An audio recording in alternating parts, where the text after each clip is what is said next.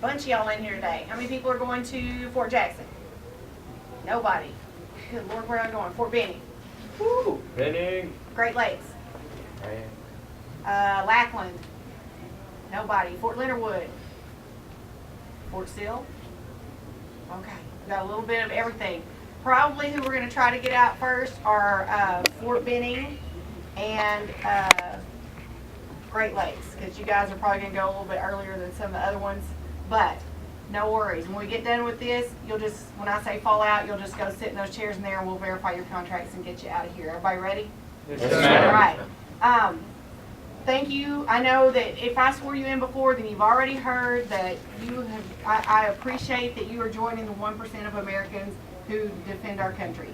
Now, I know, and I always say this because I think it's important that you understand what a small group it is that does what you do. There are 330 million people plus in America, and 99% of those can't or won't do what you do. So that means that there are like 290 some odd million people that are depending on you. Plus you all depend on each other. So really, we'll just say that 330 million people depend on you. That's a big deal, because it's a small group that does what you do. So never underestimate what it is that you do. It's something that's very important that our country can't do without. And if we don't have people volunteering to be in the military, we don't stay free, and we don't stay safe, and we don't stay the greatest nation in the world. So very important what you do. No matter what it is in the military, it's very important what you do. Now, ship day is story day, so this is no exception. Doesn't matter that it's Monday and it's rainy and that our computers are messed up, we're still having our story, okay? It's the way it is. All right, long time ago, there was this guy, and he was born in Kingston, Texas. And you may have no idea where Kingston is. The majority of the planet does not know where Kingston is. It's about an hour northeast of here between Celeste and Greenville on Highway 69. And there is a sign that says Kingston. It doesn't have population on it. And once you see the Kingston sign, you are officially out of Kingston. It's a blip on the radar. There's nothing there. Now, back when this guy was born there were cotton fields everywhere because everybody in that neck of the woods farmed cotton. His family, no exception, they were sharecroppers. They didn't own their own land. They farmed somebody else's, so they were pretty poor, especially when you think about the fact that there were 12 brothers and sisters in that family. So they were just eking out, barely making it. And before this guy could even get out of high school, his dad abandoned his family. So he's looking at all these 12 brothers and sisters and mom and trying to figure out how to help them, and he tries to join the military several times, a couple of 3 different services, got rejected, kept trying. Shortly after his 18th birthday, the Army took him in and they trained him, and then they sent him to places that people from Kingston back then surely didn't go very often. He went to North Africa and Sicily, wound up in France fighting Germans because it was World War II.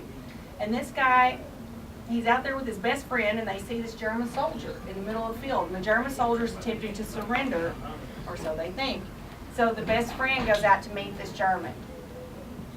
When he meets the German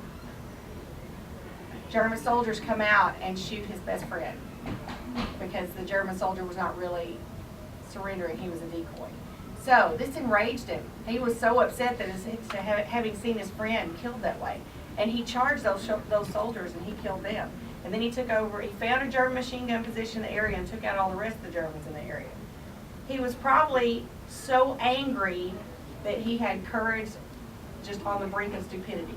He probably shouldn't have made it through that one incident because it was kind of crazy. And he kind of went crazy for a minute. But that's okay. He made it through. He did make it through.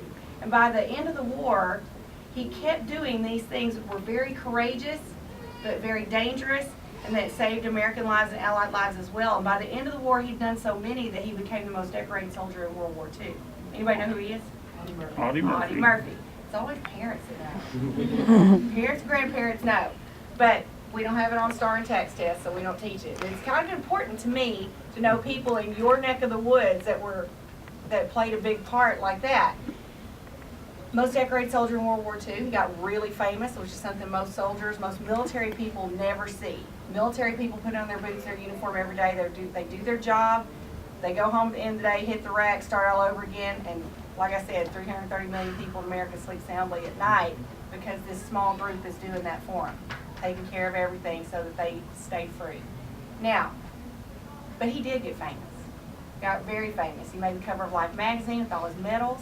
He wrote an autobiography called Tell Her Back, and then started a movie playing himself based on his book. And he was in a bunch of movies after that. And you know, that's really cool that he got famous. It's not important though. What is important is that he did exactly what you're doing today. He stood in a room and he swore an oath to defend our Constitution against all enemies. And then he did it. And that's what's important. How you deal with your promises is very important. It says everything about your character and who you are on the inside. So as you raise your right hand today and you swear to defend our Constitution against all enemies, realize what a small group it is that does this. Realize it's not Audie Murphy's turn anymore. He passed away a long time ago. It's your turn. So the people we're dependent on, as you raise your right hand, look at yourself in the mirror, because that's who it is. We're dependent on you. So remember that as you make that promise. And I want to go ahead right now and thank you for volunteering to make the promise, for making the promise, and for keeping it, because I know you will. Thank you very, very much. Now, I have to ask you 2 questions. You ready? All right. It's a long one, so hold on till the end. Have you been briefed on and do you understand the DoD separation policy, restrictions on personal conduct in the armed forces, and UCMJ, Articles 83, 85, and 86? Yes, ma'am. Outstanding. Does anyone have any questions or reservations or reluctance to enlisting at this time? No, ma'am. It's your last chance. You really don't have any questions? No, ma'am. All right. Here we go. Group, attention. Raise your right hand. Repeat after me. I state your name. I, John Thomas Preston, Do solemnly swear do solemnly swear that I will support and defend that I will support and defend the Constitution of the United States the Constitution of the United States against all enemies, against all enemies, foreign and domestic. foreign and domestic, That I will bear true faith that I will bear true faith and allegiance to the same. and allegiance to the same, And that I will obey the orders and that I will obey the orders of the President of the United States of the President of the United States and the orders and the orders of the officers appointed over me, of the officers appointed over me, according to regulations according to regulations and the Uniform Code and the Uniform Code of Military Justice. of Military Justice. So help me God. So help me God. Lower your right hands. Fall out. All right, right back there in those chairs.